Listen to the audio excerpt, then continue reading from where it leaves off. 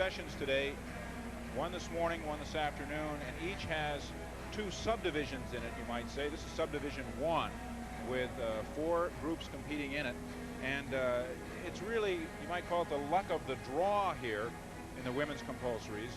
As we look now, we can see how the top 3 contending teams were grouped. And it's quite interesting that the unified team is in groups 1, 2, and 3, whereas the USA is in groups 2, 3, and 4. Romania in group 1, 2, and 4. So the unified team will have put up its best competitors, and we're of course talking about Tatiana Gutsu and Svetlana Boginskaya in group 3, and the USA will still have Shannon Miller and Kim Zamesko to come, and the Romanians will have their top 2 to come. Does this mean that Miller and Zamesko, for example, may have a chance to score even higher if Boginskaya has gotten in the 9-9 area? Well, as the past has shown, it's definitely an advantage. As we said earlier, in the last and final session of the evening, the scores will go up. And it definitely is an advantage that the United States has their two last competitors in the final group, and the unified team does not. You know, it's interesting, Greg. I look at this, and the International Gymnastics Federation wants to make it more fair, but they still allowed each country to pick which gymnast they wanted to go in each of their sessions. And so there still is some strategy going on here. Clearly, the USA women's team has the best draw at the group, and the unified team has the worst draw of the 3 teams. Romania at least has to gets to put 2 girls in the final rotation. Well, as we get set for the 3rd rotation, we're watching some highlights from the 2nd rotation, and this was Ruth Roland of Spain. And Spain does have one competitor here who is quite well known in the world of international gymnastics, and that is Eva Rueda. And the score for Spain at this point for their team in total is 38.724, and they are in 3rd place. It's, of course, obviously very preliminary. I feel a little bit like Tom Brokaw trying to predict the outcome of the election after 1% of the vote is in here. But Spain is doing quite well with its early competitors. And on the bars, Ruth Roland's 9.812, this performance we're seeing in replay here, is the best so far, the best bars performance so far as we begin our women's team compulsories, the team competition. And the Spanish team is really in a similar situation as the Australian team. A few years ago, they didn't really hear much about them, but they have come with a very, very good team, and they're more in the category of maybe competing with the Australian team. They've really come on. They're up among the top 6 or 7 in the world, but they're not really competing for those top 3 spots. You know, Royan, who just went on the uneven parallel bars, was 9th all-around at the 91 European Championships. That's an extremely prestigious event, and to go top 10 in the European Championships is very, very significant. Her favorite event was the uneven parallel bars, and so that showed there, of course, that she got the best score of the meet so far. The athletes warming up for the 3rd rotation. The warm-up period is 3 minutes long, and that's because there are 6 gymnasts per rotation, and they allow 30 seconds of warm-up per gymnast. In many cases, it's timed where each gymnast goes up for 30 seconds and gets down, or they just share the floor, for example, when they're warming up on the floor. But it's meant to give each gymnast an average of about 30 seconds apiece. Right, and in gymnastics, it's called the one-touch warm-up. And they've been here, actually, though, a few hours before the competition, warming up in a practice gym up above in another level of the arena here. So they've spent a lot of time preparing before coming out here for the one-touch warm-up. And the one-touch is really, really critical because it gives you the feel on the equipment. That vaulting board in the warm-up gym might be just a little bit different than the vaulting board up here on the podium, and the kids want to get used to that so they know exactly how much bounce or how much spring they're going to get off the board. We must tell you that Peter Vidmar, when he first arrived here at the Palais Saint-Jordi, could not resist taking his own podium training and went right up and got on the pommel horse, the event in which he scored a 10 and won a gold medal in 1984. I didn't score a 10 2 days ago, I have to be honest with you.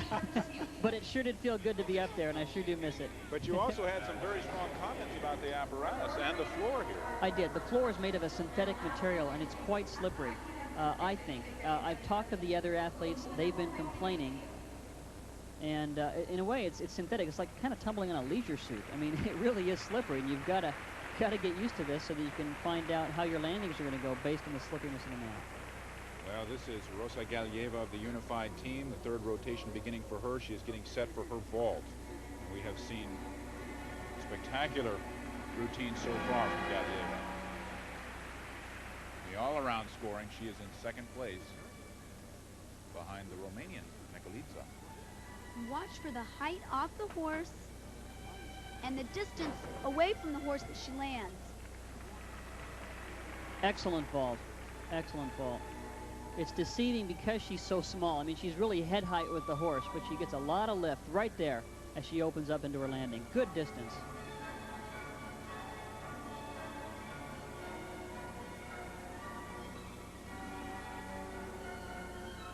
Another interesting change in the compulsories for women is they only get one vault now.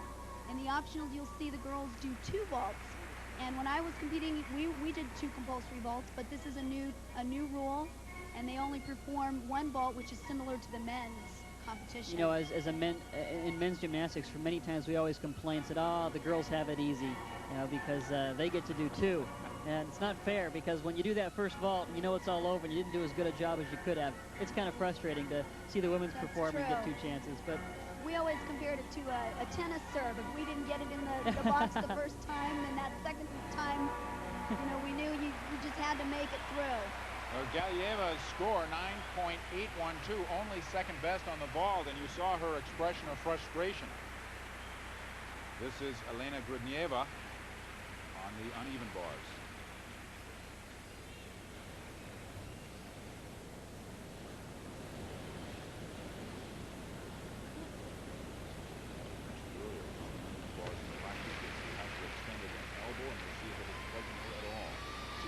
Short on that handstand on the low bar. There's a clear hip circle to handstand. Good landing. Grudnieva, third on this event in the European Championships of 1992.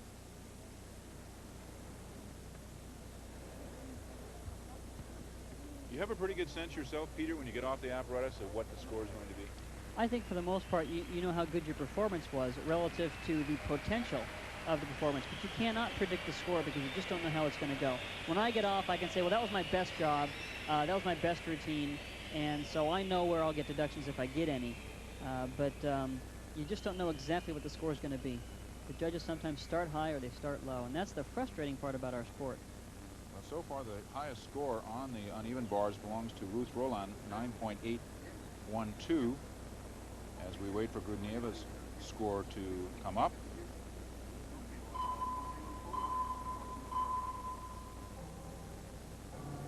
Speaking of scoring, I think a lot of the gymnasts, they're not really worrying about scores or looking at scores. They're concentrating on their performances, and they really, a lot of the times when they're finished with the competition, they don't even know what their score was. They have to afterwards sit down with their coaches and talk about what happened, talk about things they need to work on or things that they could have improved on, and that, I think, helps keep them focused on what they're doing.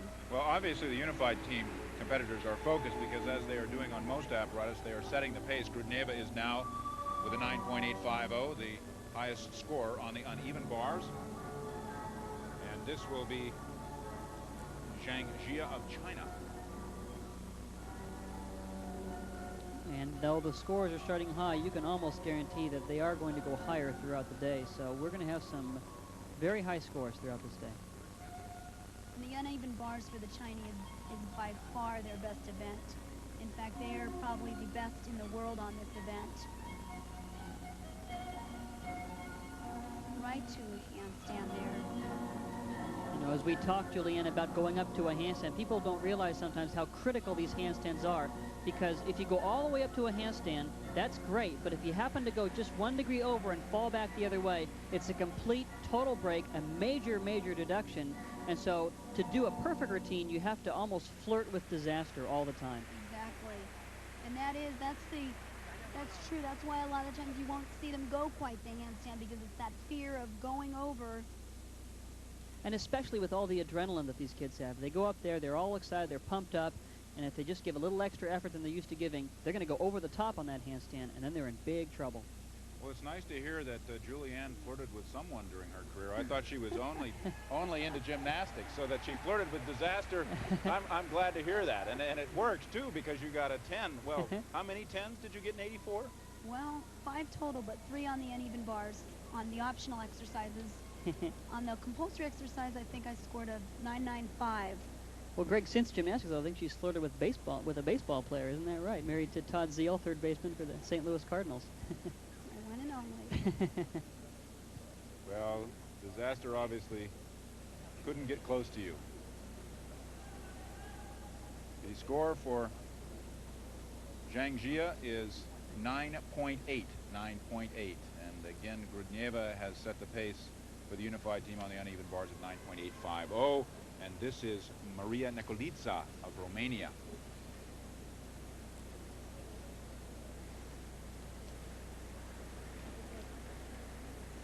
A little short there on that handstand. See how she hollows her chest on the top there. That's to prevent her from going over, but she almost overdid it. After the second rotation, Nikolica is the highest scorer from the 2 apparatus that she has been on. 19.625 out of a possible 20. That was a very safe routine, though. She really wasn't very aggressive. She wasn't flirting with that disaster. No, that's interesting, because I'm curious to see how the judges are going to score this. This is a very important routine. You can see right there, she's short of the handstand.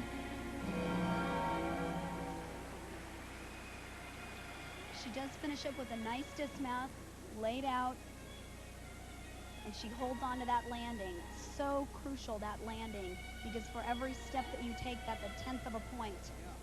It's interesting, Julianne, as I said on her floor routine, that you know, she looks up to Katerina Szabo. She kind of looks like Szabo, has some of the same facial features, and she does look. She even has those little fluffy bangs. yeah, she holds her hands on her hips, face. just like Szabo did all the time as well. Interesting. 9.762 for Nikolica. And that is almost a full point, 1/10 of a point behind Grudnieva. Well, that shows that the judges aren't giving scores just because she happens to be Romanian. That routine clearly was not as good as the best routine so far, and she didn't get the score. We go back to Min Ah-young of Korea, and we saw her on the floor exercise where she was not nearly as graceful as the unified or Romanian competitors. Would her body type be better for the bars, Julianne?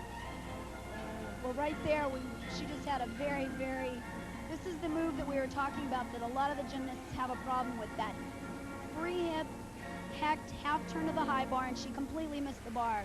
That's a 5/10 deduction, plus she's got form breaks all throughout this routine. This is the first broken routine we've seen so far in the compulsories today for women, and I'll tell you, when it happens here, it's a catastrophe, literally. Vanda Hadarian, her vault. It's Romania.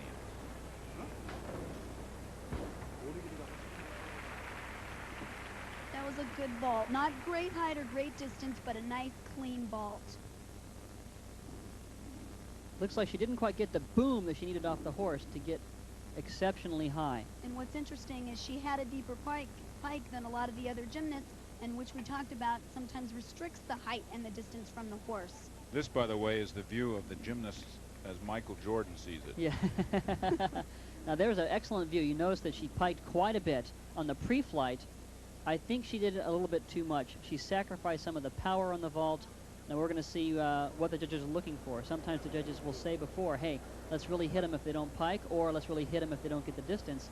We're going to find out. Third in the 1992 European Championships all around, so she is highly skilled on all 4 apparatus. Vanda Hadarian. And we go to Kinga Horvath now of Hungary.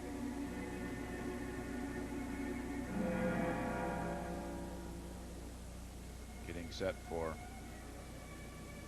the uneven bars, and the score for Hadarian 9.787 on the vault. See a form break in that same move.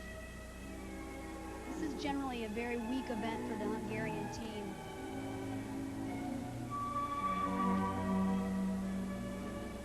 You can see bent arms on the cast to handstand. A small hop on the landing. Kinga Horvath of Hungary. And the stern look of a coach.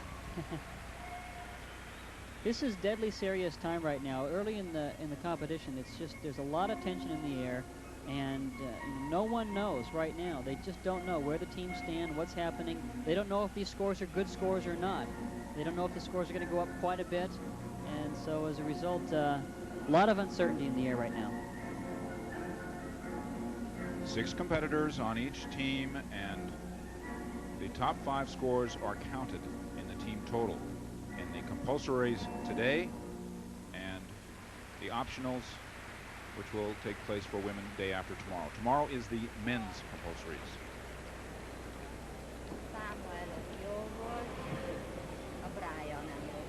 Does a bandage like that necessarily mean that she has a bad wrist?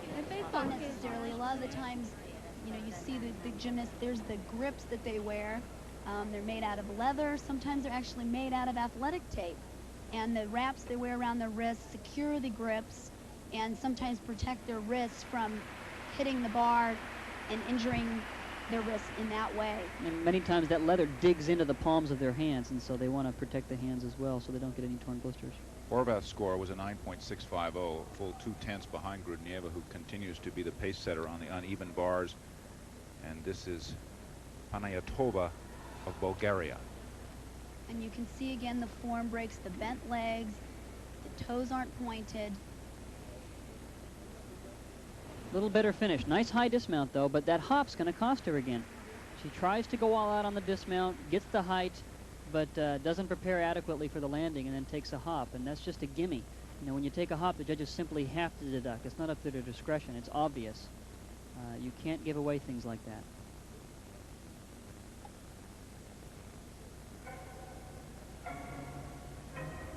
There's that free up back to high bar.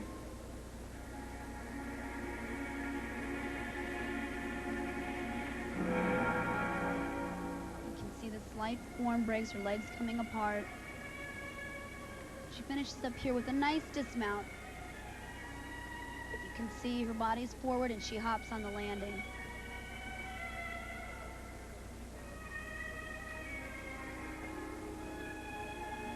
In those anxious moments awaiting the score, Panayotova of Bulgaria.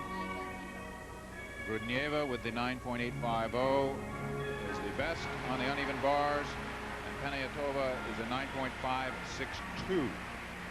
That is 12th best of all those who have been on the bars. And for those of you that have been watching gymnastics over the years, you're probably wondering why in the last couple of years you see more intricate scoring. Instead of a 9.5 or a 9.55, you see a 9.562. And as a result, it's because there are now 6 judges, and you count 4 of the scores and average the 4 scores. Right, the high and the low are dropped. 6 judges, the high score and the low score drop, leaving you with 4 scores that are averaged. And this makes it, they believe, more equitable because there's more people involved in the process. They can hopefully get away from some of the subjectivity and the biases, and I think it's more fair for the athletes. But you're going to see some long numbers out there.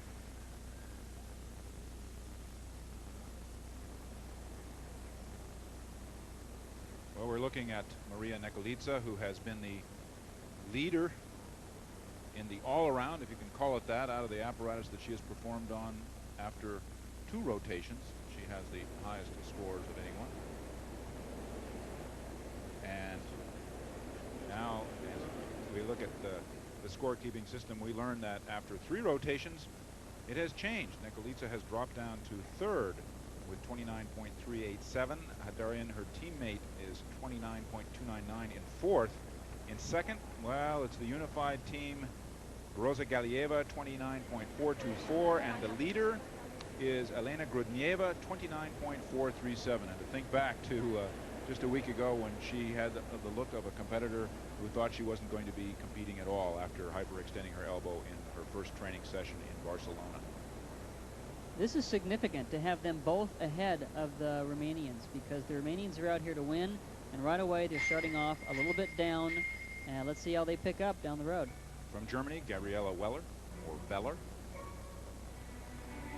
The last competitor on the floor in this, the third rotation, and the last competitor in the third rotation.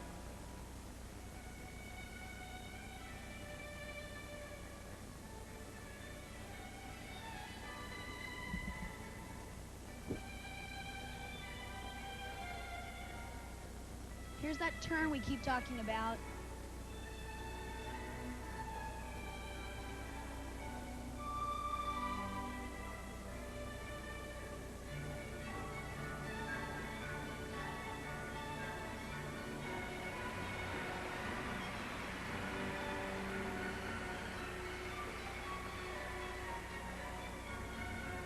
Let's watch the height on that layout. She doesn't hold her leg up in the back on the ending. And this is not her best event. Her best event is the balance beam. She was second in her country in 1989 and fourth at her national championships in 1990. Gabriela Weller of Germany. Now we're looking at a team where, for example, the East German team, the GDR team, in the past was fourth, third, many times winning the bronze medal at World Championship competitions. Now they're a unified team, and they were 8th at the 1991 World Championships. They've fallen back quite a bit. After the breakup, or the unification, when the wall in East Berlin came down, the country changed so drastically. The funds simply were not there, and they were stopped, and the kids just did not have the adequate support they needed to train, and as a result, they've simply dropped back quite a bit. Although when we get to the men's competition, we will see that they still have some of the greats from years past here. And I think one of the reasons, though, is that the older gymnasts, the male gymnasts, they have a longer life in the sport. You know, a female gymnast may be on the top of her game for only 2 or 3 years, and we're already 2 or 3 years after the breakup or of the country there, and as a result, you're seeing the effects already in women's gymnastics. The men are still very strong. The score for Veller, 9.625, and that is a full 0.2 of a point behind Galieva on the floor, who was best there. Let's talk for a minute about the women's compulsories. Obviously, there are 4 different apparatus and 4 different routines. How are these routines chosen and selected? Well, each routine is, the country is designated to design and create the routine. The vault actually was done by a committee, the technical committee from the International Federation of Gymnastics, and panelists comprised, and they decide what the vault. This time around, it was a Yamashita with a half twist.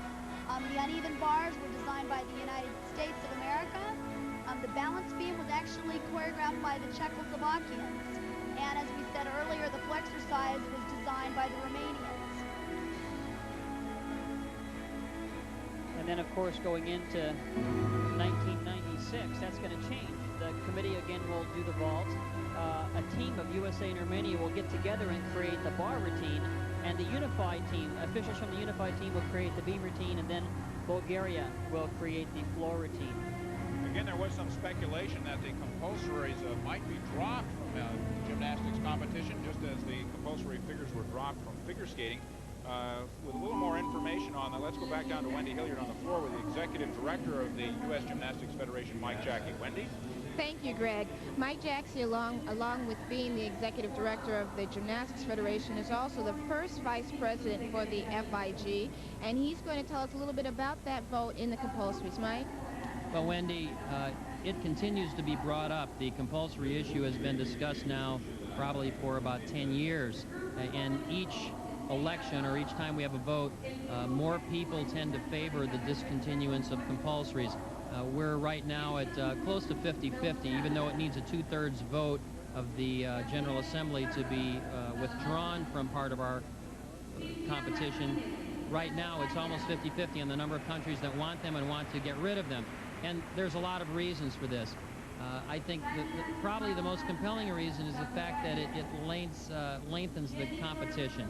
And everyone feels that when you add 2 to 3 days of an event with the compulsories, that you've got additional costs. These are also events that aren't very attractive to the general public, and that presents a problem. And also there's a significant amount of wear and tear on the athlete. The compulsories are not like figures, and I don't mean to discredit the figure skating program, but while the figure skating program had a very elementary skill that was evaluated, our compulsory exercises now in artistic gymnastics have become very complex, very difficult, and we find our athletes spending almost as much time preparing compulsory elements as they do optional elements. Therefore, it's like the decathlon plus, because you're doing two complete different formats. Oftentimes athletes, when they're preparing compulsories, have to learn new elements. They have to learn new fundamental skills in order to learn these elements, and they are becoming more difficult. So that has been part of the reason that we're looking at the discontinuance. Now, in speaking with Jackie Fye, who is the president of the Women's Technical Committee, she says that you need these compulsories in order for the level of the sport to stay high and safe. I agree with that. I think that we have a group of people that are from new nations that are entering the sport. There's a number of new nations from obviously the breakup of the Soviet Union, and of course South America and also Africa. So we've added about 15 new nations, and in some cases these are developing countries. They look at the compulsories as perhaps being stumbling blocks, because they have to go through all of the compulsory learning process before they feel comfortable with learning more optionals. At the same time, in the developed countries, we feel just the opposite. We think the compulsories are developmental tools that are absolutely essential. If you eliminate the compulsory program, you eliminate the fundamentals of development. If you eliminate the fundamentals of development, you're going to have a harder time with progressions. The athletes will not have the physical capabilities. They won't have the balance, the flexibility, the agility, the coordination, the innate abilities to do the necessary things in order to learn good optional skills. Therefore, it presents greater risk.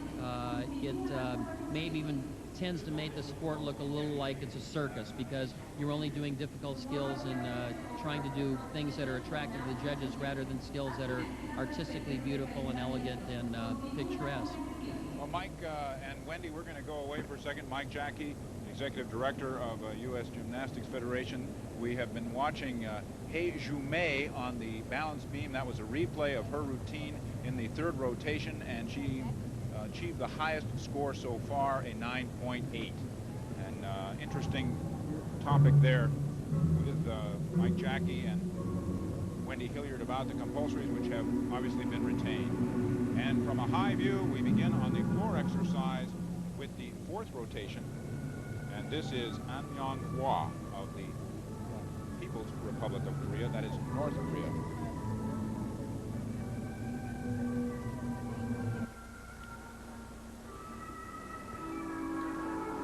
Now we have moved to the beam, where we look at Zhang Jia of China. And this will give us a chance to see that difficult combination we've been talking about on the balance beam. Here it is, a cartwheel, back handspring into immediate split jump with no pause in between. There was a slight pause there. That's a very difficult skill for a compulsory exercise. A lot of the time you'll see the girls do this in an optional exercise. Julianne McNamara, why is it that the Chinese have excelled on the beam? Well, their flexibility has been a benefit to them, but if you watch them, their shoulders and their hips are so square over the beam, and they keep their arms right up by their ears.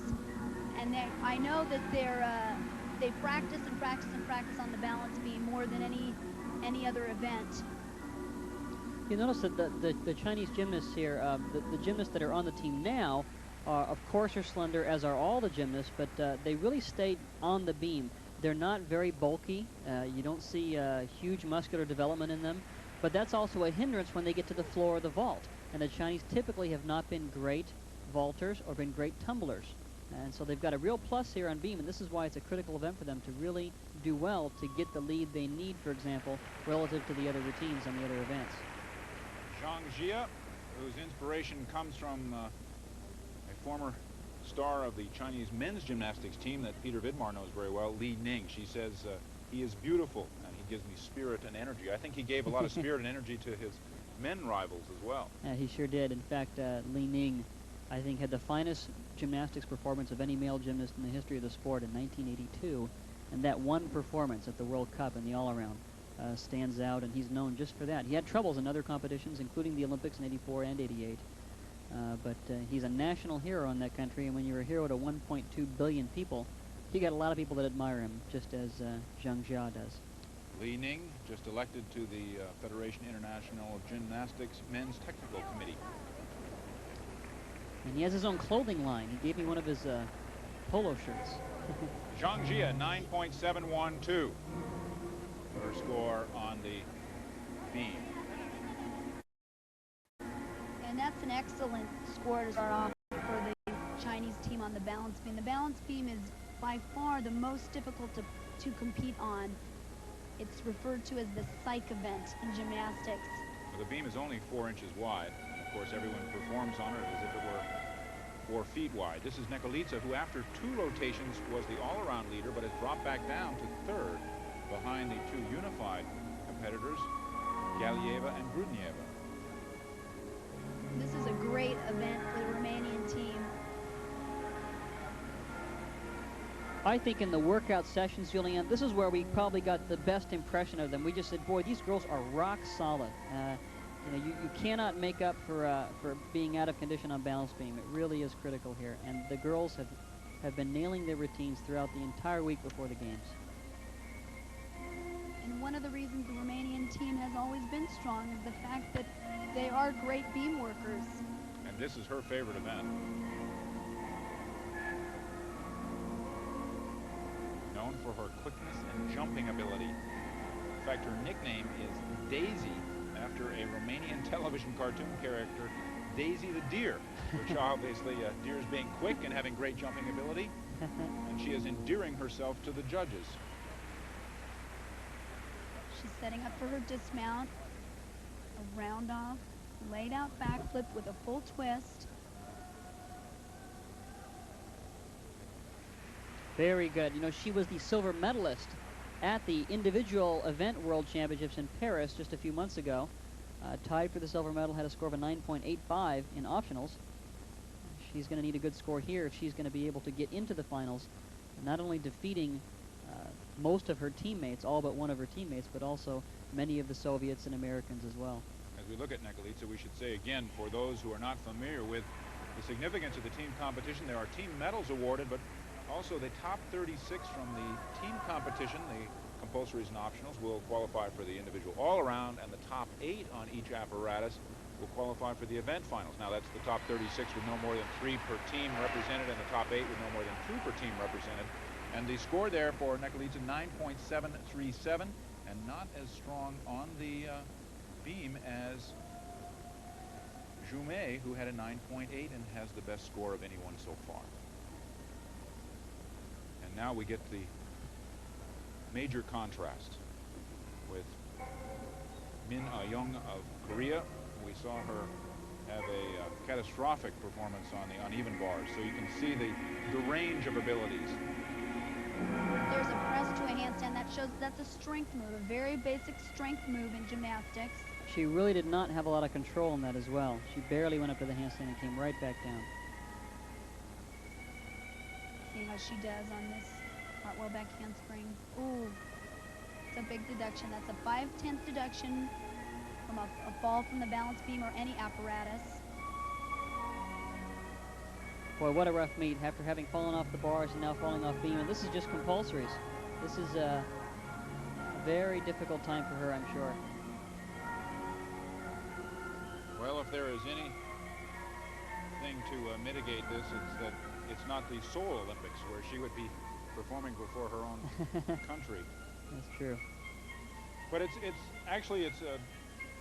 very nice to be able to see this, because in the past most gymnastics shows just show the highlights or just show the very top competitors, and now you can see that in the level of world-class competition, the range is really quite great between the best and those who are just struggling. And it should be inspiration to young athletes out there watching that, hey, it's a long road, but you got to keep on.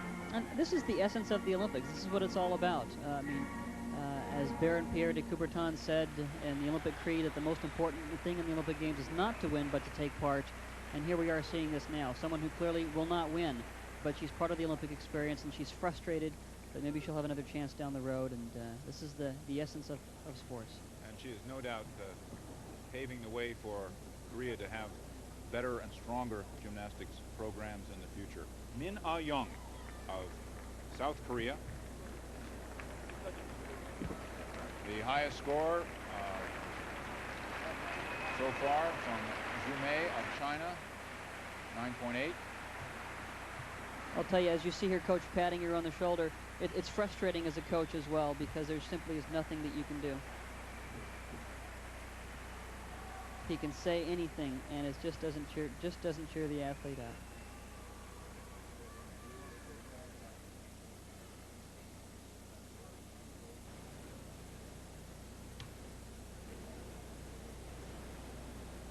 Vanda Hadarian now on the uneven bars from Romania, and the Romanians trying to recapture the lead in this first subdivision here of competitors from the unified team. They had the lead after the first 2 rotations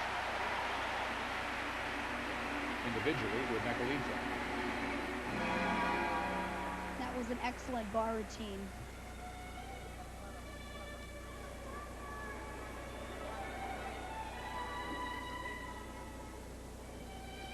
We'll see why on these replays here. There's that, look at the perfect form on that. Her legs are completely together. Here's that right up to a little short of the handstand, but very, very nice body position. The Romanians use that hollowed out positioning on the handstand like Peter talked about, and it really isn't as pretty to watch. By hollowing out in the handstand, we'll show you if we get a chance to see this again, that they're very, very straight. By hollowing their shoulders, it prevents them from going over the other side of the handstand. They have those catastrophic falls, and yet it gives the illusion of not really going all the way to the handstand. Absolutely. It depends on the judges what they're thinking. I mean, that could be a slight deduction. It depends on the judge what they might be acceptable. Right. Well, we wait for scores here. We want to remind you that you are your own producer and director at home, and you have 3 channels of coverage, the red, white, and blue. 9.85 is the score for Hadarian, 9.85. And we have baseball going on now on the blue channel. The Chinese being handled by, basketball on the blue channel. Lithuania over the Chinese, and on the red channel it is swimming.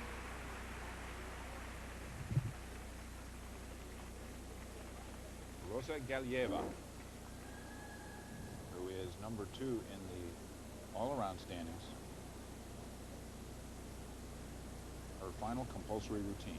Look at that. She is so tiny. That is so hard to do. The bar distance is so much greater for her. She did that with perfect form. She's hitting all the handstands. Beautiful straight arms. High laid out full twist. Beautiful. America's Betty Okino, who we'll be seeing compete later, is a full foot taller than Rosa Galieva. And yet she must work on the same apparatus. As her coach, Alexander Alexandrov, gives her a little kiss. He was the coach of Dima Belozerchev, the Here's great that gymnast. free hip, hecked half turn to high bar. That was beautifully done, and she's so tiny. So much more difficult. Shoot over right to handstand. And that's where you can see where being small is an advantage, Julian. As you can see, she has a lot of room to work with. Just that hecht to the high bar was very difficult. Beautiful routine. Rosa Galieva, 9.850. And that will tie her with Vanda Hadarian of Romania for the highest score in this first 4 rotations.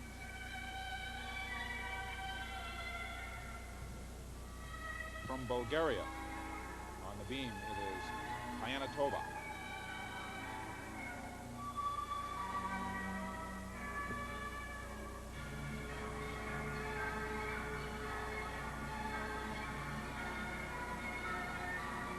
There's a front handspring walkout.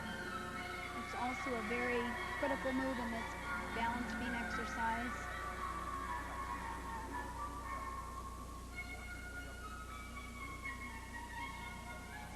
Panayotova had a little bobble earlier on in the routine at the beginning, and There's she's another little bobble right there. not quite sure of herself.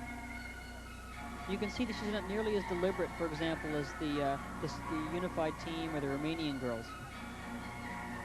And the name of the game on this event is confidence, and she doesn't look quite confident of her movements.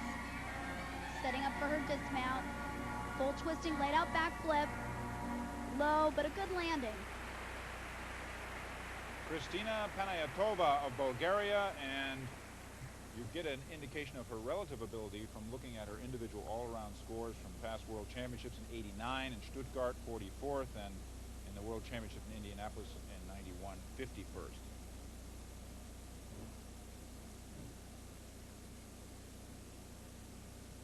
Dismount from overhead. Not real high, but good form and a good landing. And a good example of how narrow that beam really is. Oh, boy. And the many different faces from many different countries who are here enjoying the beginning of Olympic gymnastics. It is the first day of gymnastics, the women's team competition.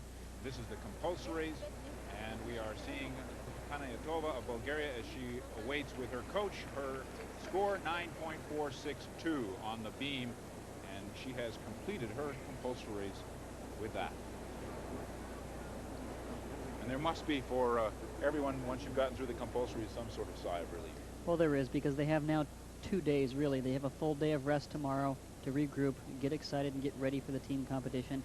It'll be more exciting for them because they can pull together with their teammates as well. Now we go back to Grudnieva, who leads the entire competition so far from the unified team. And watch the style of Grudnieva.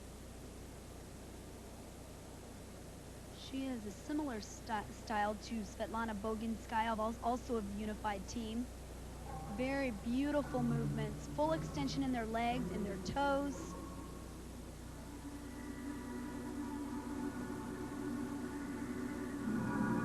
And this is one of her favorite events. Look how high her leg stays up in the back. Right in that front handspring walkout. Tiny, tiny little bobble. And Greg, for someone that comes from Aspen, Colorado, you'll like to know that Grudnieva likes to ski. Well, I can presume that she has very good balance. Yes. I wonder how many chances she actually gets, though, with the training regimen she's under.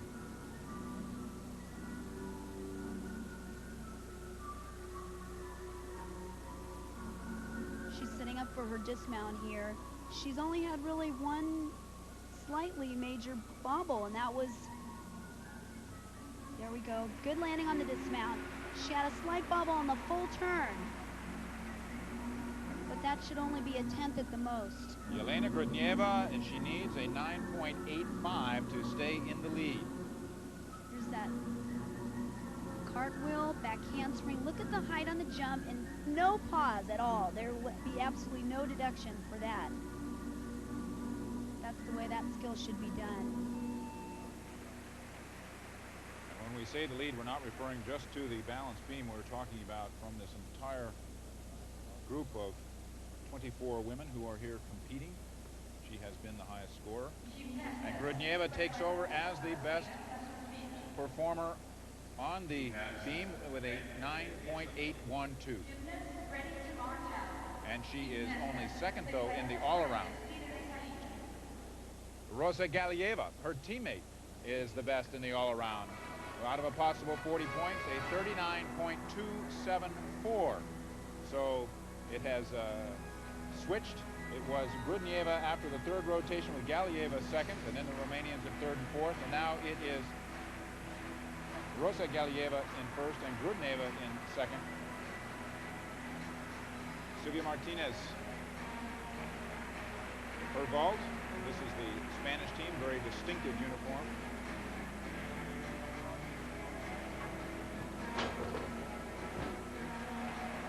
Good distance from the horse. Not a great lot of height off the horse, but good distance. She had a deep pike, and she had a good landing. You can see how deep her pike was there. She held on to that landing. Our Jordan camp. The overhead view. Here's a better angle of that pike. The bend in her body as she comes off the horse. A very good open on the end. They should get a fairly decent score.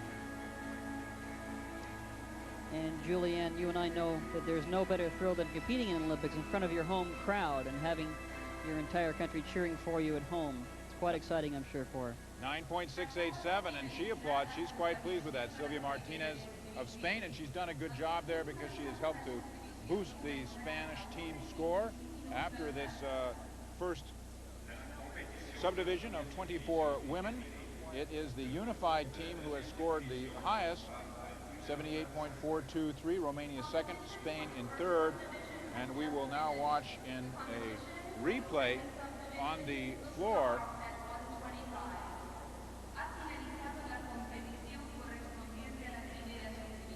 Shi Liying of China.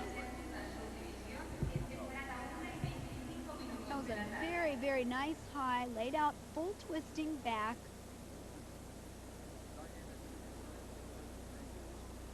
The Chinese girls are not known for their tumbling, but they're showing good height on their tumbling in these compulsory floor exercises. Beautiful turn right into a beautiful high scale.